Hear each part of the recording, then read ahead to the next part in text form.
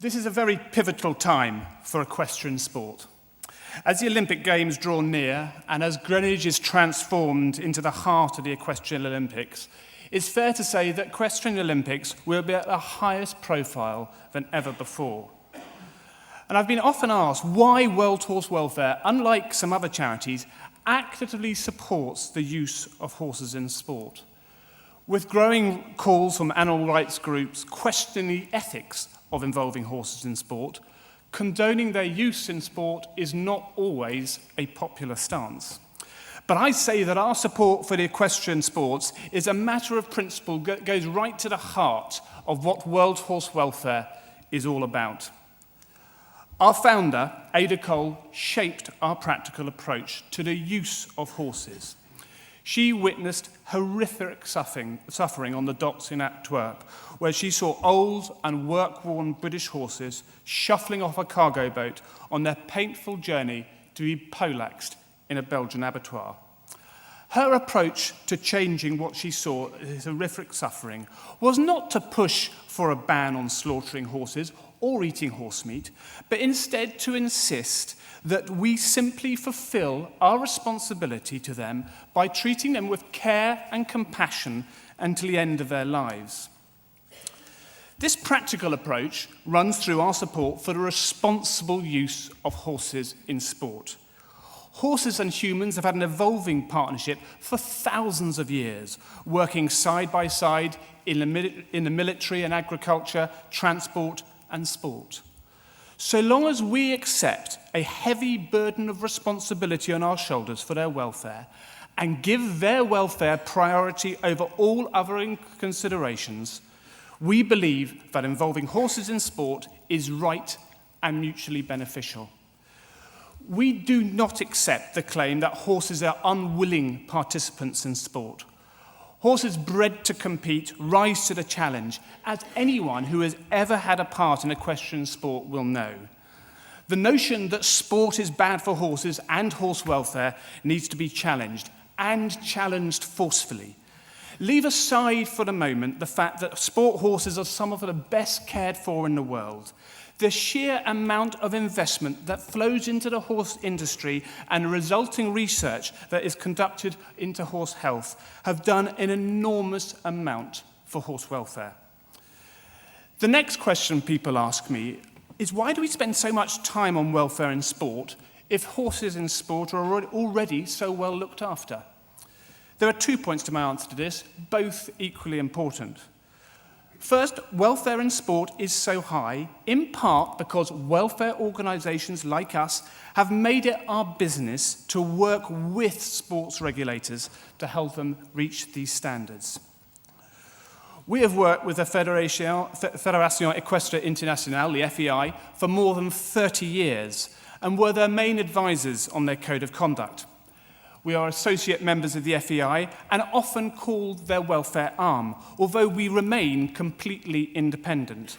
But the FEI can be proud that it has made the welfare of horses central to their operations. We also look forward to them working with them in their new corporate social responsibility programme, FEI Solidarity. We haven't publicised this yet, but World Horse Welfare has received a grant from FEI Solidarity to launch a new project in Cambodia next year to train students in farriery.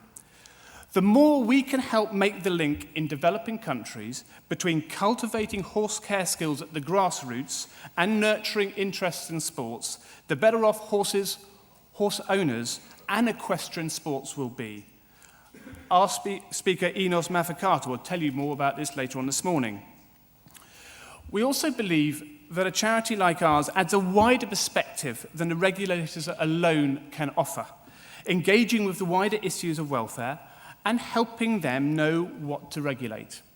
It also encourages the regulator to commit to honesty, a level of honesty and transparency that they might not adopt if no one on the outside was challenging them. I think this makes our role crucial to ensuring the welfare of horses, as well as helping to ensure the integrity of the sport.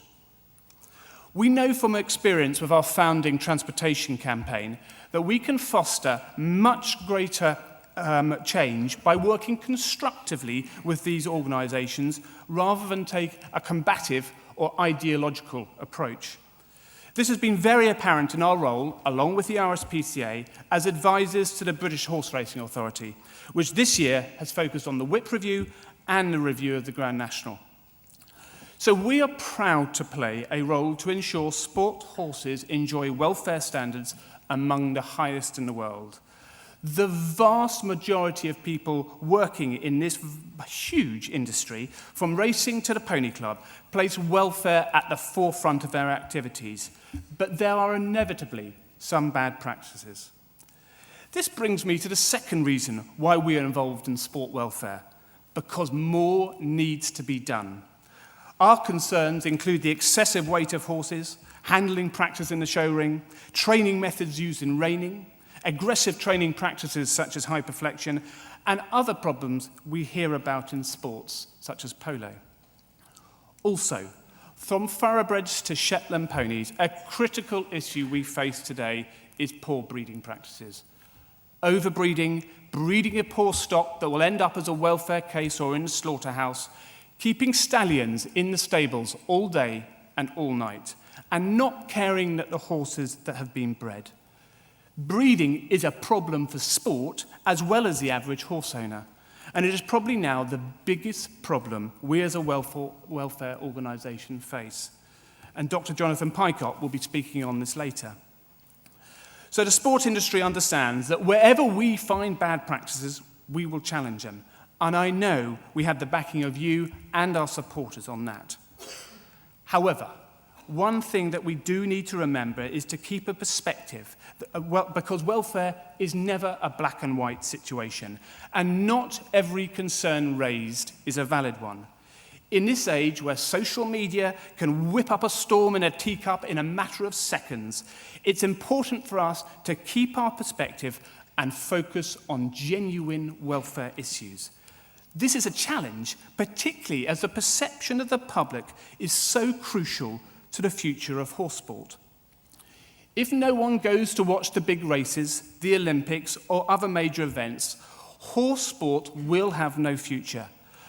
Some practices from 30 years ago are no longer acceptable to a public increasingly and rightly concerned about horse welfare. Our Great British Horse Survey conducted last year showed that at least 1 in 5 respondents from the horse world thought that horse welfare was poorly regulated in flat racing, jump racing, and polo.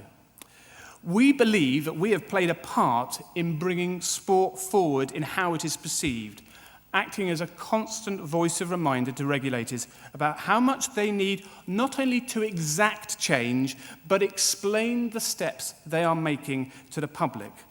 There is clearly much more to be done. But I have to say, it does not help if those in horse sports are not seen to take welfare seriously. For example, for far too long, excessive use of the whip in racing has been seen as a technicality or a misdemeanor. This shows little consideration for the horse and even less for the public that is increasingly unwilling to accept hitting horses for sport. Simply saying that the public doesn't understand horses or racing and therefore can be ignored is a dangerous strategy that bodes ill for the future of the sport. Then there is the issue of risk. I passionately believe that everyone involved in horse sport has a duty to meet their responsibility for the welfare of the horse. After all, people have a choice to take part in sports, knowing the risks. Horses have far less choice. Any horse sport entails risk for both horse and rider, and while this risk can never be entirely mitigated, it is our responsibility to minimize it. We face a constant challenge to balance the enjoyment of the sport on one hand with the inherent risks to a horse and rider on the other. There is a long way to go to ensuring that sport takes responsibility for supporting the horses they partner with for the bad as well as the good by caring for and guaranteeing the welfare of these horses after their career is over. Much has been done in recent years, in racing in particular, but it is imperative that we do more. And Alistair Down will give a personal view on this later this morning. I would just like to leave you with a thought as we embark on what we hope will be the greatest equestrian Olympics ever. We have a chance and an international audience on which to showcase all the good that sport brings to horses in the UK and around the world. And let us grasp this opportunity with both hands. Let us not let ideologies and the naysayers dominate headlines with negative stories about welfare. Let's face it, so often we only hear about welfare in the negative: a failed dope test, a ban for the whip, a fatal fall. Let's make a virtue out of all that we, as sports and horse lovers, do every day for the welfare of our beloved horses. That way, maybe, just maybe, the ethical case for using horses in sport will be unquestioned for the good of horses and horse sports.